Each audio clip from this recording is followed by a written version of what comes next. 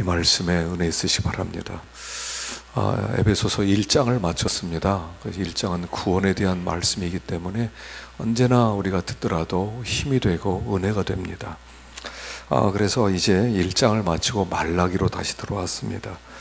이 말라기서는 오늘 이 시대 우리에게 정말로 필요한 그런 말씀이고, 또 우리가 다시 한번 이 말씀 앞에서 하나님 앞에 또 설 준비를 하는 그런 믿는 자의 자세로서 꼭 필요해서 말라기를 들었습니다. 이 말라기라고 하는 이름의 뜻은 나의 사자라는 뜻입니다. 그런데 말라기라고 하는 사람이 사람일 수도 있지만 사실은 필명일 것이다 하는 그런 이론이 제일 높습니다.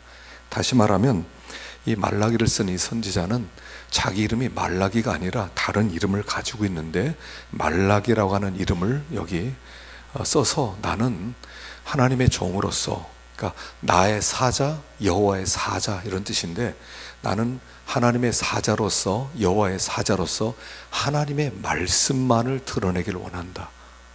어떤 인간적인 모습이 있으면 사람들은 그 인간적인 모습 때문에 그 말씀이 가려질 수가 있어요. 그러다 보니까 이 말라기는 자기의 본명을 감추고 말라기라고 하는 필명을 써서 하나님의 말씀에 집중해야 될 것을 가르치고 있습니다. 마치 세례 요한 같은 격이죠.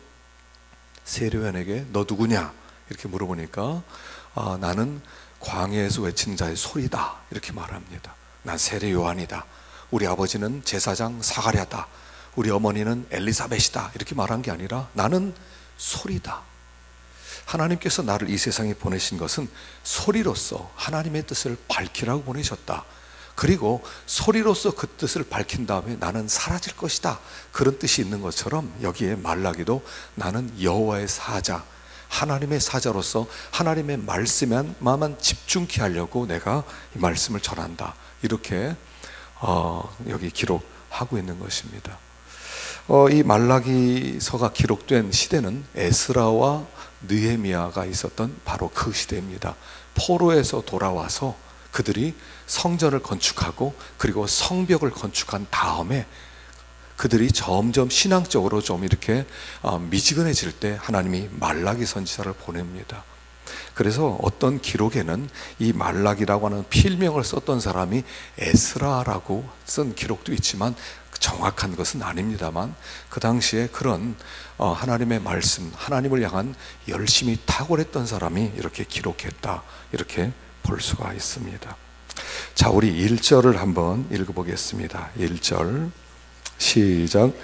여호와께서 말라기를 통하여 이스라엘에게 말씀하신 경고라. 여기 경고라고 하는 것은 그냥 말씀이다 이런 뜻이면서 또 책망하시는 그런 아주 무거운 말씀이다 그런 뜻이 있습니다. 그래서 이 경고라는 이 단어가 말씀이란 뜻도 쓰이지만 짐이다 또는 부담이다 하는 그런 뜻으로 같이 쓰기도 했습니다. 하나님의 말씀은 짐과 같습니다. 어떤 때는 좀 부담스럽게 찾아옵니다. 그래서 하나님 앞에 그 말씀을 지고 하나님께 돌아와야 될 것을 우리에게 가르치고 있는데, 이 말씀이 쓰여졌던 이 시기에 왜 하나님께서 경고를 할 만큼 무거운 말씀을 하셨어야 됐냐는 것입니다. 그들이 70년 동안 포로 생활에서 돌아왔습니다. 그리고 돌아온 다음에 처음에 성전부터 지었죠. 그 다음에 에스라를 통해서, 느헤미야를 통해서 성벽을 건축하게 됩니다. 이스라엘 백성은 이렇게 생각했어요. 우리가 이제 포로에서 돌아온 다음에 성전을 세우고 성벽을 건축하면 예전의 그 영광을 그들은 회복할 줄 알았습니다. 과거의 다윗 시대, 솔로몬 시대에 있었던 황금 시대가 올 줄 알았고, 그들이 페르시아의 식민지, 속국으로 있었던 데서 곧 자유할 줄 알았습니다. 그런데 사실은 아무 일도 일어나지 않는 거예요. 여전히 그들이 포로에서 돌아온 다음에 생활은 뻑뻑하고, 그렇다고 해서 계속 풍년이 들면서 경제적으로 나아지는 것도 아니고, 그리고 특별하게 자기 나라들이 주변에서 부각되면서 옛날에 황금시대가 오는 것 같지도 않습니다. 그러니까 그들이 하나님을 섬기면서 점점 미지근해지는 거예요. 뭐 하나님 섬겨도 별거 없네. 뭐 하나님 뭐 이렇게 살아계신 줄 알았는데 하나님이 별로 능력도 없구나. 그러면서 그들이 우리가 하나님에 대해서 최소한의 예의만 지키자. 하나님께서도 우리에게 이렇게 복도 안 주시는데 우리도 하나님에 대해서 최소한도로 그냥 예배를 드리고 그냥 이렇게 그 안식일에만 모여서 그냥 제사나 드리고 적당히, 그리고 나서 우리는 먹고 사는 일이 지금 급급해. 그들이 이런 마음을 가지고 영적인 미지근함과 무관심을 가지고 있을 때 이 말라기 선지자가 이스라엘에게 말씀하신 경고라 이러면서 하나님께서 권고하고 계시는 것입니다. 그래서 오늘 제가 볼 때는 이 시대가 라오디게아 시대와 통하고요, 또 우리 시대와 통하는 것 같습니다. 그래서 먼저 여기 라오디게아 교회가 어떤 교회였는지 이 교회를 우리가 전제하면 훨씬 더 이해가 빠를 것 같아서 제가 라오디게아 교회에 대해서 기록을 해놓았습니다. 여기 계시록 3장 15절을 한번 읽어보겠습니다. 15절부터 18절까지를 쭉 읽어보겠습니다. 시작. 내가 내 행위를 아노니 내가 차지도 아니하고 뜨겁지도 아니하도다. 내가 차든지 뜨겁든지 하기를 원하노라. 내가 이같이 미지근하여 뜨겁지도 아니하고 차지도 아니하니 내 입에서 너를 토하여 냈지. 내가 말하기를 나는 부자라 부유하여 부족한 것이 없다 하나 내 곤고한 것과 가련한 것과 가난한 것과 눈먼 것과 벌거벗은 것을 알지 못하는도다. 내가 너를 권하노니 내게서 불러 연단한 금을 사서 부유하게 하고 흰옷을 사서 입어 벌거벗은 수치를 보이지 않게 하고 안약을 사서 보게 하라. 마치 라오디게아 같은 시대였다는 겁니다. 미지근해요. 차지도 아니하고 덥지도 아니하는 그런 미지근한 그런 교회. 다시 말하면 어떤 열심이 없어요. 영적인 일에, 하나님의 일에, 하나님의 세계에 별로 관심이 없어요. 하나님이 무엇을 원하시는지 하나님의 요구에 대해서 관심이 없어요. 그냥 최소한도로 하나님을 섬기겠습니다. 다시 말하면 지옥에 가지 않을 만큼만 섬기겠습니다. 하나님, 나는 그냥 천국에서 엄청난 것을 원하지 않습니다. 그냥 천국만 가게 해주세요. 그리고 이 세상에서 좀 나 건드리지 말고 적당히 좀 살게 해주세요. 내가 하나님 예배는 내가 꼭 드릴 거예요. 그리고 그렇다고 해서 나를 하나님 끌어내서 봉사를 시킨다거나 성경 공부를 하라거나 나에게 시간을 더 드리라거나 그런 소리는 하지 마세요. 나는 최소한의 예의를 차릴 거예요. 그러니까 하나님, 나 그렇게 살도록 내버려 두세요. 이게 라오디게아 교회와 이 말라기 시대와 같은 공통점을 가지고 있다는 것입니다. 어떻게 생각하면 오늘 우리들도 그런 자세 아닙니까? 하나님, 더 이상 하나님을 알고 싶지 않아요. 내가 전도사 될 것도 아니고 목사 될 것도 아니고 내가 나 앞으로 엄청나게 하나님을 할 것도 아닌데 성경을 그렇게 자세하게 알고 그럴 필요가 꼭 있습니까? 하나님, 그냥 최소한도로 그냥 내가 은혜는 받겠습니다. 최소한도로 기도는 드리겠습니다. 그렇지만 너무 엄청난 걸 원하지 마세요. 뭐가 없는 거예요? 이 라오디게아 교회에 나타난 주님은 이렇게 나타나셨어요. 아멘이시오, 참되고 충성된 증인이시오, 창조의 근본으로 오시는 거예요. 주님이 이 교회에 찾아오셔서 무엇을 원하세요? 창조의 근본으로 오셨단 말입니다. 그러니까 창조의 근본으로 오셔서 내가 너희를 새롭게 창조하겠다, 그런 분으로 오셨다는 거예요. 이게 예수 그리스도께서 이 땅에 오신 목적이고 오늘 우리를 부르신 목적이라는 거예요. 예수를 믿는다는 것은 무엇을 의미합니까? 그것은 예수 안에서 재창조되어 간다는 의미예요. 우리가 자꾸 오해를 하는 게 뭐냐면 예수 믿으면 구원받습니다. 내가 최소한도로 예수 믿겠습니다. 나 구원받았죠? 그겁니다. 여러분, 그 구원받은 겁니까? 최소한도로 하나님 섬기겠습니다. 나 예수를 믿긴 믿는데 최소한도로 섬기겠습니다. 그냥 천국에 턱걸이만 걸어도 좋습니다. 자, 예수 아니까 나 하나님 나라 가는 겁니다. 그리고 나 건드리지 마세요. 그거 예수 믿는 겁니까? 엊그저께 광주 극동방송에서 전화가 왔어요. 여기 있었던 PD가 저에게 전화해서 제 설교 중에 한 부분을 한 1분으로 좀 스팟으로 좀 내보내려고 그러는데 좀 허락 좀 해달라고 그러더라고요. 그래서 그렇게 하라고. 그리고 어떤 걸 내보낼지 자기가 메일로 보내주겠다고 그래서 제가 메일을 받았어요. 어떤 얘기였냐면요, 이 얘기였어요. 지금 이 얘기였습니다. 다시 말하면 지금 극동방송 60주년을 맞이해서 다시 복음 앞에 라고 하는 그런 주제로 올 한 해를 보내고 있거든요. 복음 앞에 서자는 거예요. 그리고 그 복음이 뭐냐는 거예요. 제가 거기서 그 설교를 한 적이 있어요.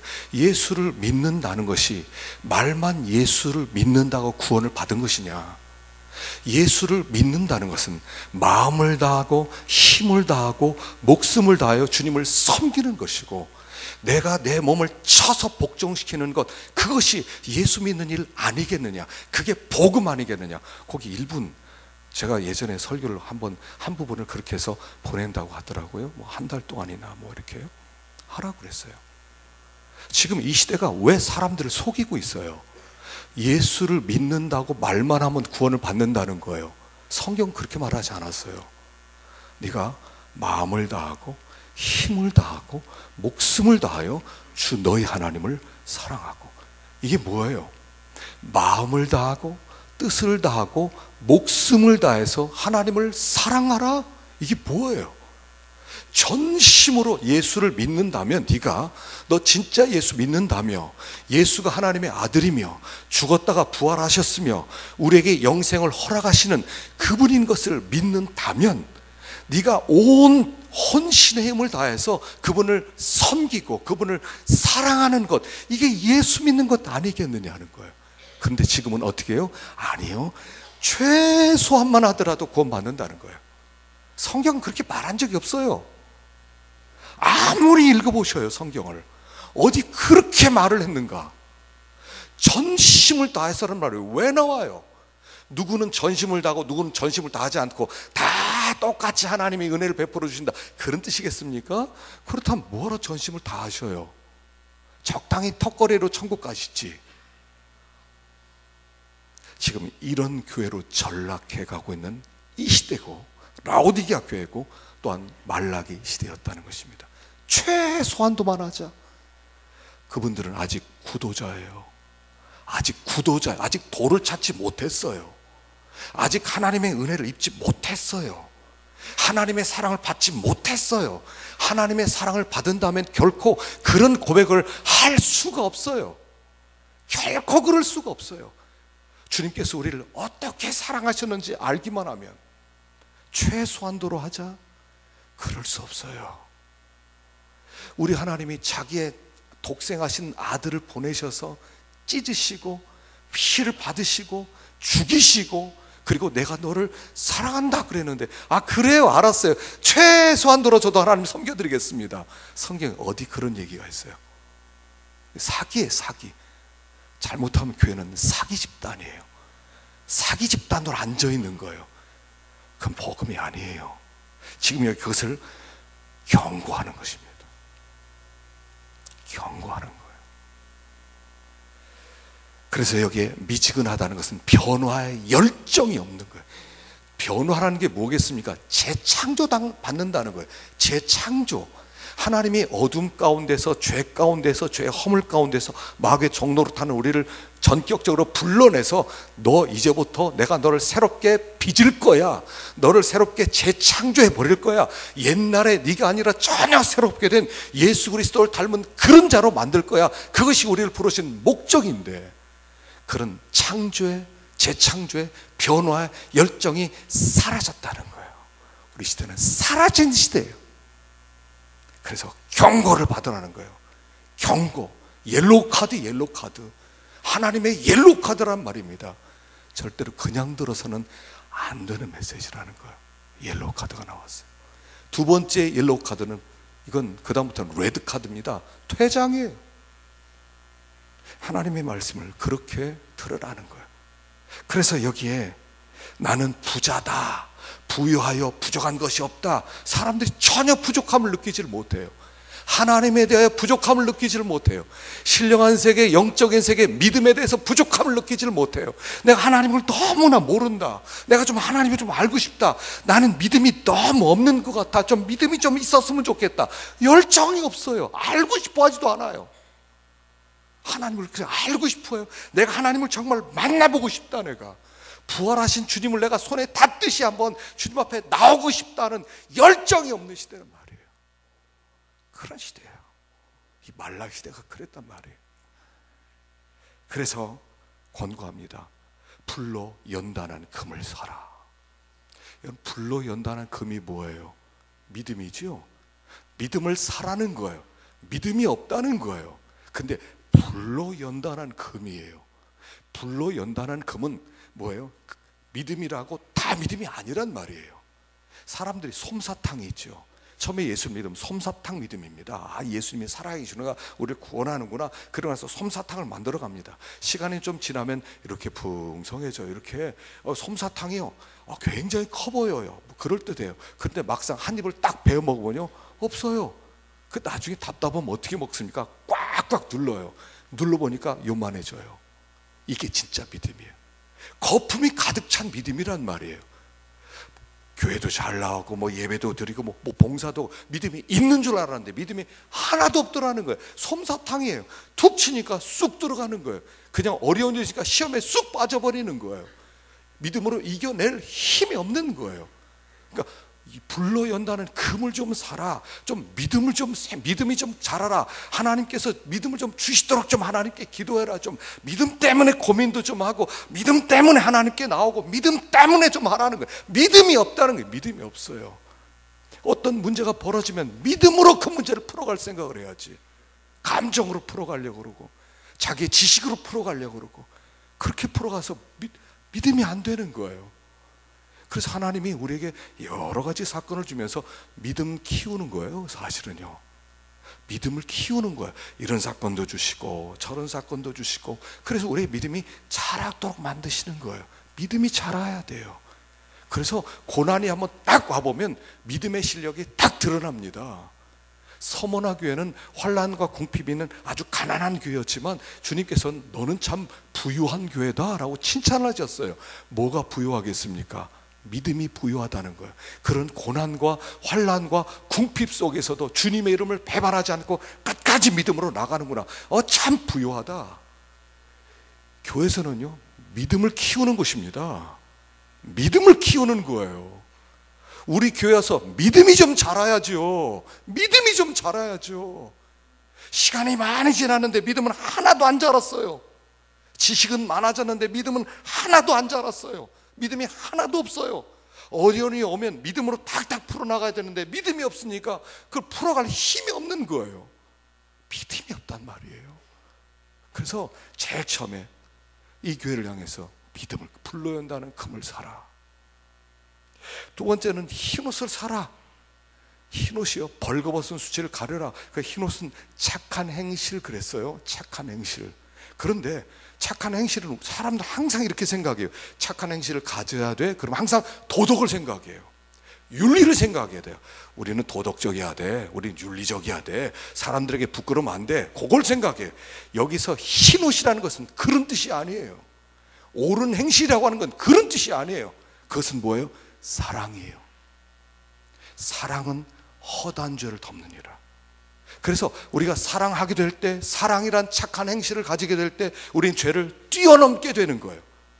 죄를 뛰어넘게 되고 도덕을 뛰어넘고 윤리를 뛰어넘게 되는 거예요. 사랑이 있을 때.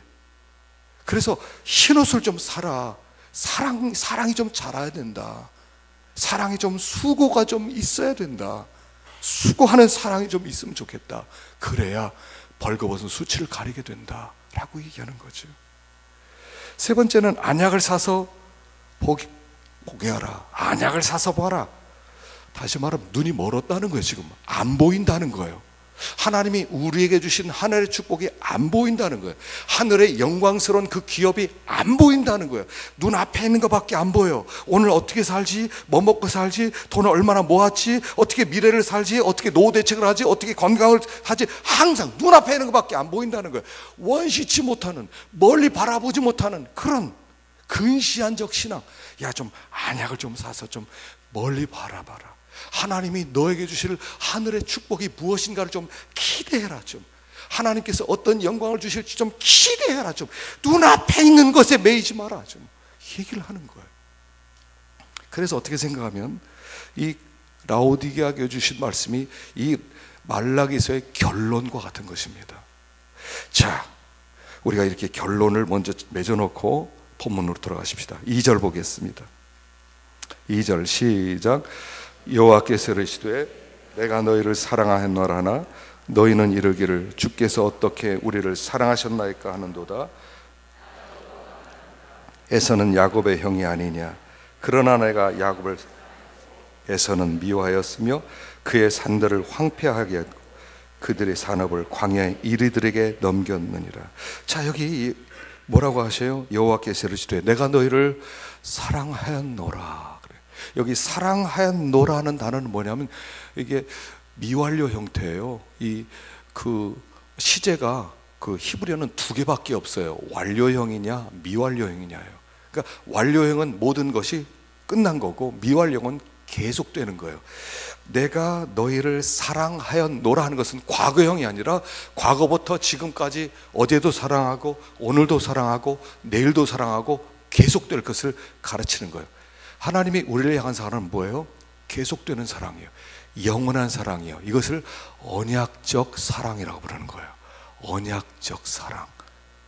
그런데 여기 백성들이 그래요. 주님이 우리를 사랑하셨다고요? 언제요? 우리는 사랑받은 기억이 없는데 언제 우리를 사랑하셨어요? 그리고 반문을 하는 거예요. 우리 못 받았어요. 언제 우리 사랑했어요? 라고 지금 도리어 하나님께 대해서 따지는 거예요. 그래서 여기 내가 야곱을 사랑했고 에서를 미워하였다라고 하는 말씀이 나오면서 하나님의 사랑은 언약적 사랑이라는 거예요. 자, 하나님의 사랑은 이렇습니다. 자, 제일 중요한 게 뭐예요? 하나님의 사랑은 시작부터 하나님의 사랑은 자격을 보고 우리를 택한 것은 아니라는 거예요. 언약적 사랑의 특징이에요.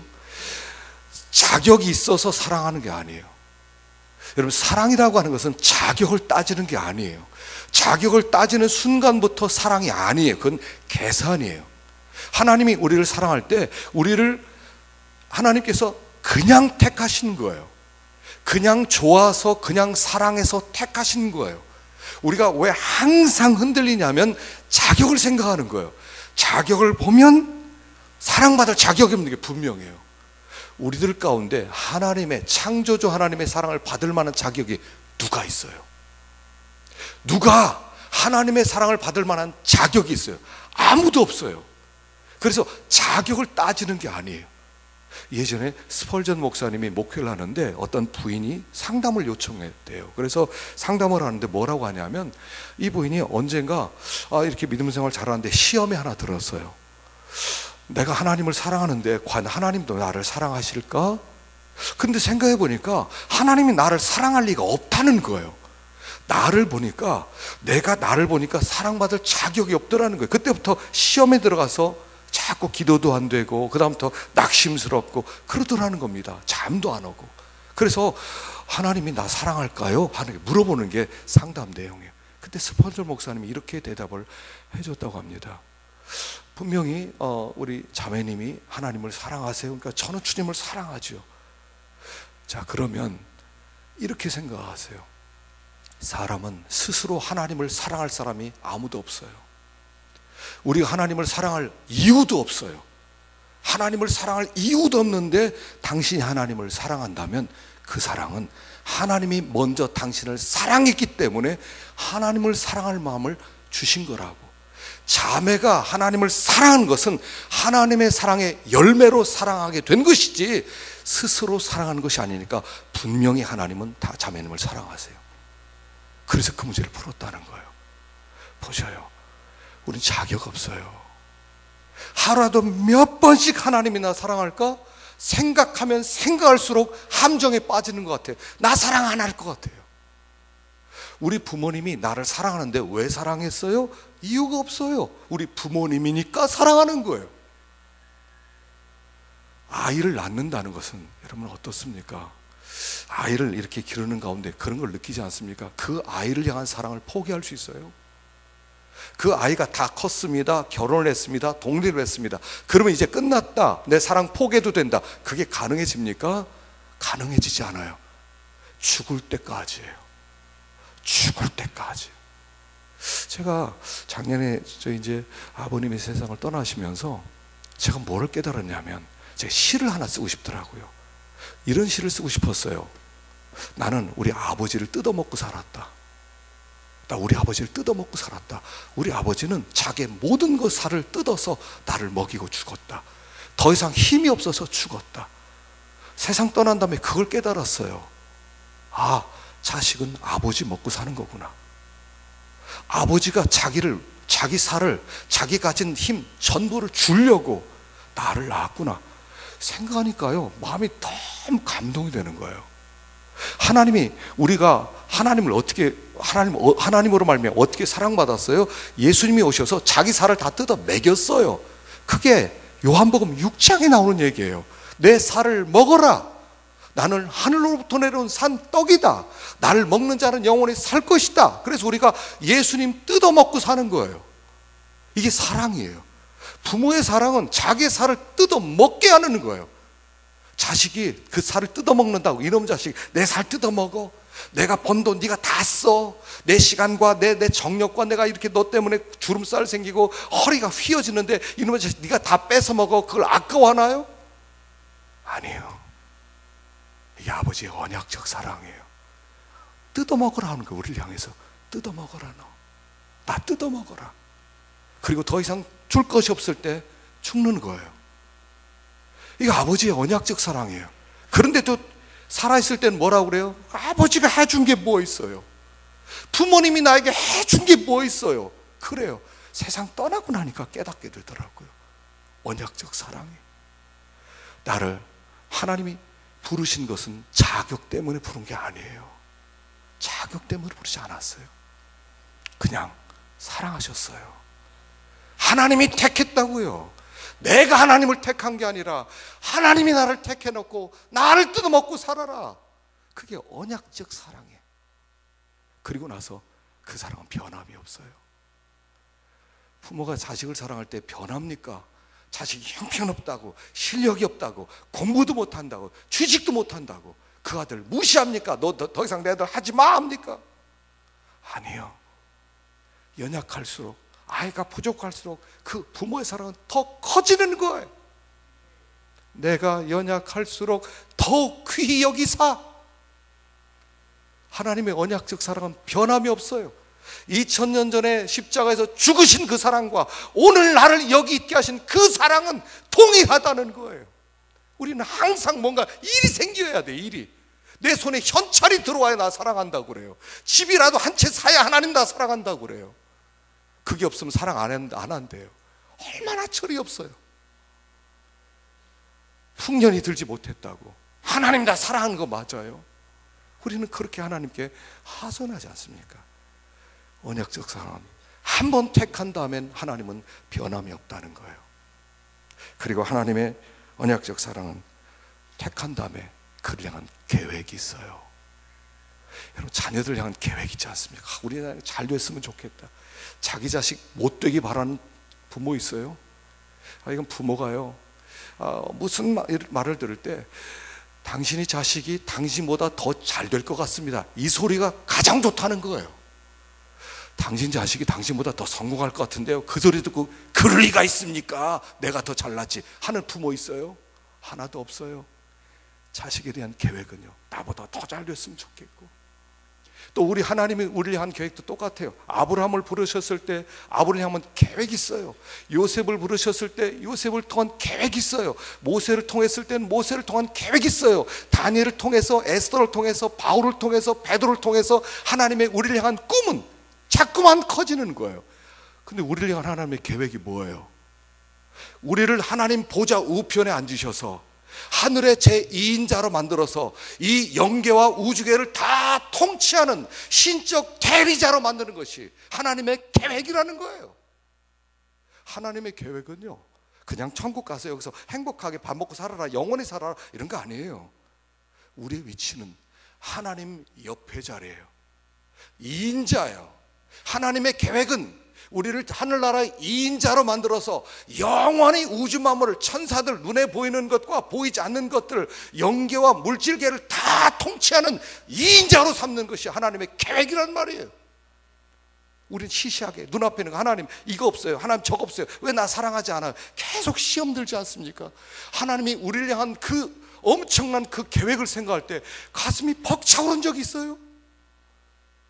내가 그 자리에 서서 하나님께서 우리를 그 자리에 세워서 하나님 보좌 우편에서 하늘과 땅의 권세를 가지고 온 우주 만물을 다스리는 그 통치에 함께 왕노릇하는 그런 꿈을 우리 하나님 가지고 계신다는 거예요.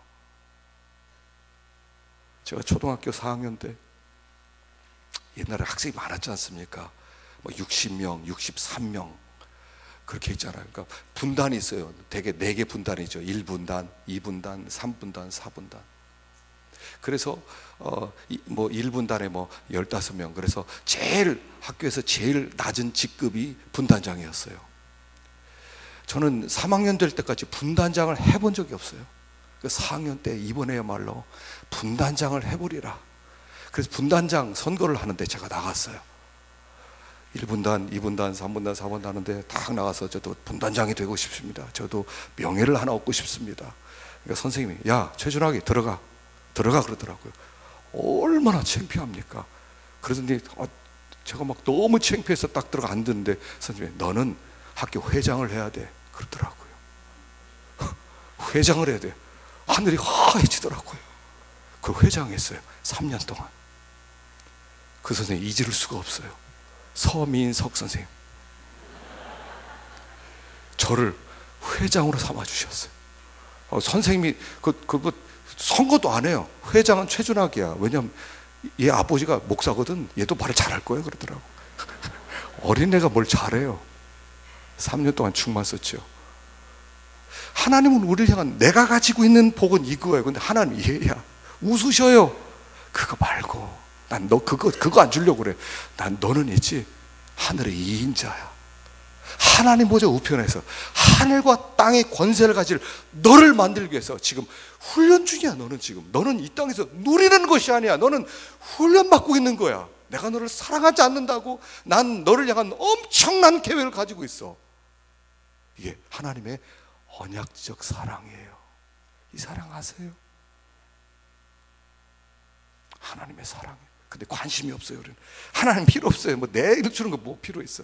뭐 죽은 다음에 뭐 천국 가서 뭐 필요했어? 하나님 그냥 당장 꽃감 하나 더 주세요. 사탕 하나 더 주세요. 이러고 있는 상태란 말입니다. 자, 4절 보십시다. 4절 시작.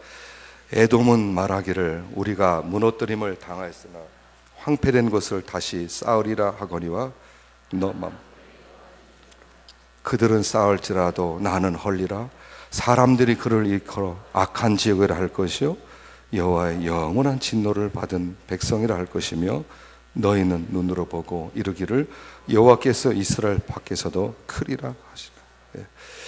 자, 지금 하시는 말씀이 내가 너희를 사랑하는 증거를 지금 보여줄게. 너희들이 지금 이곳에서 살고 있다는 것 자체가 내가 너희를 사랑하는 증거다. 나라 망한 다음에 70년 동안 포로 생활하고 나라가 그쪽에서 바벨론이 망하고 페르시아 된 다음에 그들이 돌아와서 거기서 성전을 세우고 성벽을 세우고 나라가 세워졌다는 것 자체가 내가 너희를 사랑한 증거야. 에돔을 봐라. 저 에돔 사람들이 너희와 똑같은 생각을 했다. 우리 가서 우리 망한 다음에 저 페르시아 된 다음에 우리도 나라 세워가지고 우리도 강성해지자 옛날의 영광을 회복해보자 했지만 할 수 있었느냐? 못했지 않느냐? 내가 막았어. 내가 너희를 이 땅에 돌아와서 여기에서 성전을 쌓고 성벽을 쌓게 하기까지 내가 뒤에서 모든 것을 역사하고 주장했어. 나 만군의 여호와야 라고 얘기하는 거예요. 여기 만군의 하나님, 만군의 여호와란 뜻은요, 하나님의 통치를 강조하는 단어인데 내가 온 우주 만물을 다스리는 주권자다 하는 것을 강조할 때 만군의 여호와, 만군의 하나님이라는 말이 나오는 거예요. 그런데 구약 성경에는 만군의 하나님이 255번이 나와요. 그런데 요 넉장 짧은 요 말라기서는 24번 나와요. 10분의 1이 요 넉장 가운데 싹 들어가 있어요. 나 만군의 여호와야. 내가 너희들 위해서 온 우주 만물을 역사하고 있어. 너희들 돌아와서 성전 짓고 성벽 쌓고 너희들 별거 아니라고 하지만 나는 너희들을 중심으로 해서 모든 것을 지금 다스리고 역사하는 중이야. 나는 모든 왕들의 마음을 주장하고 있어. 나는 너희들을 세우기 위해서 뒤에서 너희들이 크다고 생각하는 저 바벨론을 멸망시켰어. 너희들 때문이야. 다리 왕을 세우고 고레스 왕을 세웠어. 너희들 때문이야. 그리고 때가 되었을 때 너희들 돌아오게 했어. 그 뒤에 내가 있었어. 너희들이 지금 여기 있는 것은 내가 너희를 사랑한 증거야 라고 얘기하는 거예요. 우리가 지금 여기 있는 것은요, 하나님의 사랑의 증거예요. 하나님이 사랑했으니까 우리가 지금 여기 있는 거예요. 우연히 어쩌다가 그냥 갈 데 없어서 와서 예배 드리는 게 아니라 하나님이 마음을 감동하고 주위 모든 환경을 허락하셔서 여기에 나와서 엎드릴 수밖에 없도록 우리를 만들어 주시는 거예요. 그래서 우리가 그 하나님의 말씀 안에 거하는 것이 참된 기쁨이고 행복이라는 것을 가르쳐 주는 거예요. 만군의 하나님의 말씀, 그 말씀이 가장 큰 복이라는 것을 가르쳐 주는 거예요. 자, 여기 제가 시편을 좀 기록해 놨어요. 읽어봅시다. 1절 시작. 복 있는 사람은 악인의 꾀를 따르지 아니하고 자리에 앉지 아니하고 오직 여호와의 율법을 즐거워하여 그의 율법을 주야로 묵상하는 자로다. 세상의 군왕들이 나서며 관원들이 서로 꾀하여 여호와와 그의 기름 부음 받은 자를 대적하며 우리가 그들의 맨 것을 끊고 그의 결박을 벗어버리자 하는도다. 하늘에 계신 이가 웃으시며 주께서 그들을 비웃으시리로다. 시편 1편에는요 1절과 1편과 2편에 복 있는 사람과 복이 없는 사람, 복 받은 사람과 저주 받은 사람이 나누어져요. 근데 복 있는 사람 특징이 뭐예요? 여호와의 율법을 즐거워하고 그 율법을 묵상하는 사람이에요. 근데 복이 없는 사람들은 어떻게 해요? 그 율법을 왜 이렇게 귀찮아, 왜 이렇게 우리를 꽁꽁 우리를 붙들어 매서 이거 끊어버리자 라고 하는 사람이라는 거예요. 복 있는 사람과 복 없는 사람의 특징이, 하나는 율법을 묵상하고 기뻐하는 사람과 하나는 그 율법을 짐으로 여기고 그 율법을 결박으로 여기고 이거 좀 풀어버리고 우리 좀 자유 좀 하자 하는 사람들을 저주받은 사람이라고 얘기하는 거예요. 왜냐하면 온 우주 만물을 통치하신 하나님은 말씀으로 다스리거든요. 그래서 그 말씀을 붙든 자들만, 그 말씀을 순종하들만 하나님이 형통케 하는 거예요. 그래서 말씀의 세계 산다는 것은 마치 뭐하고 똑같으냐면 말씀의 시냇물 옆에다가 심은 나무와 똑같다는 거예요.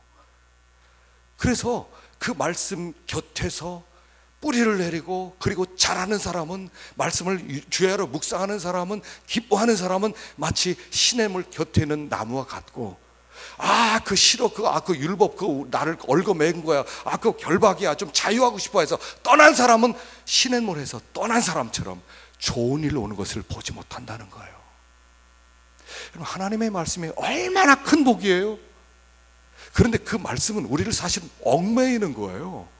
살인하지 말라, 간음하지 마라, 도적질하지 마라, 부모를 공경해라, 계속 이래라 저래라, 그거 하지 마라, 저거 해라, 하나님 섬겨라. 귀찮잖아요. 근데 이것이 사실은요 물고기의 물과 같은 거라는 거예요. 물고기의 물은 어떻습니까? 물고기는 물속에 살아요. 여러분, 물은요 굉장한 압력이 있습니다. 물속에 들어가면 막 귀도 멍멍해지고, 그 다음에 뭐 잘 숨도 못 쉬고 답답하고 그래요. 막 머리가 깨질 것 같고, 한 10m 밑에 내려보니까 머리가 깨질 것 같아요. 압력이 너무 강하니까. 그런데 그렇다고 해서 물고기가 우리 너무 싫어, 나 물 밖으로 나갈래, 죽는 거예요. 이게 말씀이라는 거예요. 그 말씀을 떠나면 결박해서 자유로운 것 같아요. 하나님 말씀 없이 우리 자유롭다, 죽는 거예요. 그거는요. 왜냐하면 이 말씀이 만군의 하나님의 통치하는 법칙이기 때문에 그래요. 그래서 이 말씀 안에 거하는 자가 복 받은 자란 말이에요. 그래서 얘기하는 거예요. 하나님은 이 말씀으로 온 우주 만물을 통치하고 있다. 너희들이 그 말씀 앞에 다시 돌아와서 무릎을 꿇고 그 말씀 앞에 순종하게 될 때 너희들은 반드시 형통하게 될 것이다. 그러나 너희들이 하나님에게 관심이 없고 영적인 일에 무관심해서 하나님을 떠나게 된다면 너희들은 물에서 떠난 고기처럼 얼마 못 산다 라고 얘기하는 거예요. 우리 시대는요, 무관심한 시대예요. 생각을 안 하는 시대예요. 쾌락을 추구하는 시대예요. 사람들의 생각이 깊지를 못해요. 그냥 명예 주고 쾌락 주고 즐거움 주면 헤헤거리는 시대예요. 그러나 하나님의 말씀이 진정한 복이라는 거예요. 이 시대는 영적인 무관심으로 꽉 찬 시대입니다. 하나님에 대해서 관심이 없는 시대예요. 알려고 하질 않아요. 영적인 복, 하늘의 복, 신령한 복, 하나님이 우리 한 계획 알고 싶지도 않아요. 그냥 여기서 쾌락적으로, 감각적으로, 육신적으로, 물질적으로 살다가 그냥 그 다음엔 모른다는 거예요. 그냥 왜 거기를 따라가는 거예요? 믿는 사람은 그렇게 사는 거 아니에요. 돌아오는 거예요.